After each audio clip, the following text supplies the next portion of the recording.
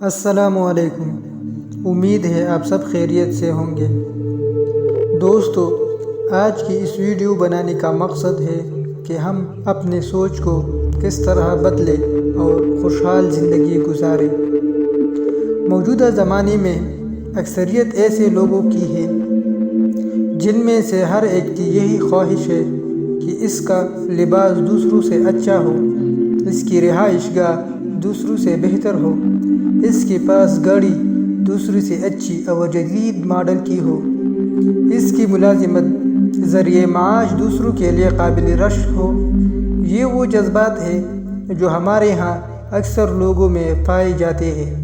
ان جذبات کی وجہ میں اگر غور کیا جائے تو دینی نقطہ نظر سے یہ بات سامنے آتی ہے کہ انسان موجودہ نعمتوں سے صرف نظر کر کے مزید نعمت و راحتوں کی طلب میں لگ جائے تو پھر اس کی سوچ کا اس طرح ہونا نہیں، لیکن اگر انسان انہی جذبات کا رخ سیدھا کر لے تو وہ مزید نعمتوں کی طلب کی بجائے موجودہ نعمتوں پر سراپائے شکر ہو جائے اور یہ سوچے کہ اگر میرے پاس مال کی پروانی نہیں تو اللہ پاک نے مجھے نیک اولاد سے نوازا ہے، اگر میرے پاس دوسروں سے اچھا روزگار نہیں تو اللہ پاک نے مجھے طرح طرح کے امراض سے محفوظ صحت مند جسامت سے نوازا ہے۔ وہ جسامت میں عقل کا نظام بھی شامل ہے جس میں لاکھوں باتیں انسان محفوظ کر لیتا ہے۔ اسی عقل کو انسان اگر شریعت کے دائرے میں رہتے ہوئے استعمال کرے تو کہاں سے کہاں پہنچ جائے۔ اسی جسم میں اللہ پاک نے بینائی کا بندوبست کیا ہے۔ اگر ان لوگوں سے حالت دریافت کی جائے جنہیں اس دولت سے محروم رکھا گیا ہے تو معلوم ہو کہ ان کی زندگی کیسی تاریک ہے۔ اسی جسم میں منہ ہے، اس میں زبان، دانت، ہونٹ وغیرہ، کتنی قیمتی نعمتیں اللہ پاک نے ہمیں اپنی اپنی جگہ معین کر کے رکھی ہے۔ کتنی ہی لوگ ہیں جن کے منہ میں زبان ہے جو بظاہر بالکل صحیح ہے لیکن بول نہیں سکتے۔ اسی طرح پورے جسم میں اللہ پاک نے کتنی نعمتیں رکھی ہے کہ جن کا دنیا میں لاکھوں روپے خرچ کر کے ملنا ناگزیر ہے۔ اگر صحت مند فقیر کو بھیک مانگتے ہوئے کسی نے دیکھا اور اس سے کہا کہ تیرے پاس لاکھوں روپے ہیں لیکن تو پھر بھی بھیک مانگتا پھر رہا ہے، فقیر نے کہا جی میرے پاس اتنی دولت کہاں؟ اس شخص نے کہا اگر تو اپنی دونوں آنکھیں مجھے بیچ دے تو میں تجھے 2 لاکھ روپے دوں گا، اگر تو اپنے ہاتھ مجھے فروخت کرے تو میں تجھے 5 لاکھ دوں گا، اگر تو اپنے دونوں پیر مجھے دے دے تو میں تجھے 2 لاکھ روپے دے دوں گا۔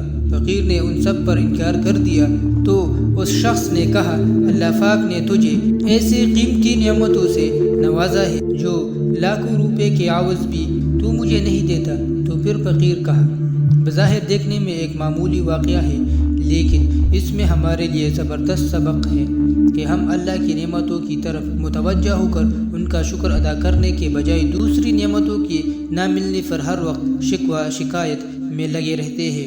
انسان کی زندگی محدود ہے لیکن اس کی خواہشات بے شمار، اس لیے اسلام نے ہمیں یہ ہدایت دی ہے کہ ہم موجودہ نعمتوں پر شکر کریں اور یہی شکر مزید نعمتوں کے حصول کا قوی ترین سبب ہے، جیسا کہ اللہ پاک نے خود قرآن میں فرمایا ہے کہ اگر میری نعمتوں پر شکر کرو گے تو میں ضرور تمہیں مزید نعمتوں سے نواز دوں گا۔ انسان کی عقل محدود ہے، وہ جس نعمت کی خواہش کرے وہ نعمت اس کے حق میں مفید ہے یا نقصان دہ، یہ بات تو صرف اللہ پاک ہی جانتا ہے۔ اس لیے زندگی کو خوشحال بنانے کا کس قدر بہترین اصول جناب نبی کریم صلی اللہ علیہ وآلہ وسلم نے ارشاد فرمایا کہ دنیا کے اعتبار سے اپنے سے کم کو دیکھو اور دین کے اعتبار سے اپنے سے آگے بڑھے ہوئے کو دیکھو، اس سے دنیا کی موجودہ نعمتوں پر قناعت اور شکر کی توفیق ہوگی اور عبادات میں آگے بڑھنے کا شوق پیدا ہوگا، اور یہی چیزیں ایک کامل مسلمان سے مطلوب ہے۔ اس لیے ضرورت اس بات کی ہے کہ ہم اپنی سوچ کو اسلامی تعلیمات کے سانچے میں ڈالیں اور خواہشات کی اتباع نہ کریں۔ عقل مندی کا تقاضا یہی ہے کہ انسان موجودہ نعمتوں کا ہر وقت شکر کرنے کا عادی ہو جائے۔